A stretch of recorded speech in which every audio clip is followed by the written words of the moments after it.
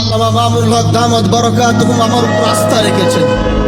আমার উপর আস্থা রেখে তিনি আমাকে এই দায়িত্ব পালন করার সুযোগ দিয়েছেন। ভাই, আমরা ক্ষমতার জন্য আমরা জাতীয় সংসদে যাই নাই। এরকম ক্ষমতা তো আমাদের পূর্বপুরুষের ছিল।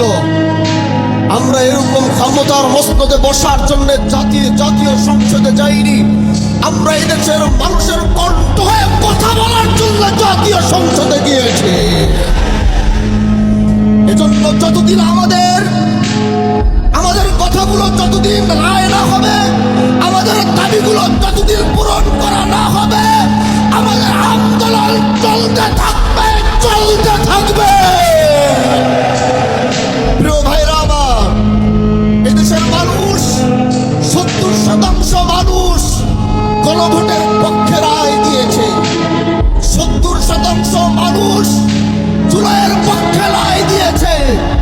এজন্য এদেশের জনগণের ম্যান্ডেটের বাইরে গিয়ে অন্য কিছু করার কোনো সুযোগ তারা হবে না।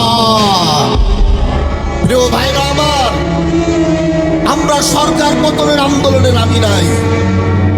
এটা কোনো সরকার পতনের আন্দোলন আর সমাবেশ নয়। সংসদে বুঝাবার চেষ্টা করেছি, হয়তো বুঝতে পারছেন না বলে আজ জনগণ ময়দানে নেমেছে বুঝাবার জন্য।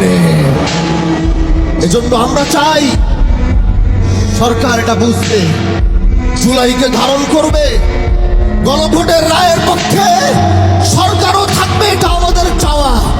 এজন্য আগামীর বাংলাদেশে আমরা জুলাইকে মাইনাস করে আমরা কিচ্ছু করতে পারবো না। প্রিয় ভাইরা আমার, এই ময়দান থেকে এটাই বলতে চাই, আমরা জাতীয় সংসদে আমরা জনগণের কণ্ঠ হয়ে কথা বলবো। আর যখনই রাজপথে ডাক আসবে, আপনাদের রাজপথ থেকে কথা বলতে হবে।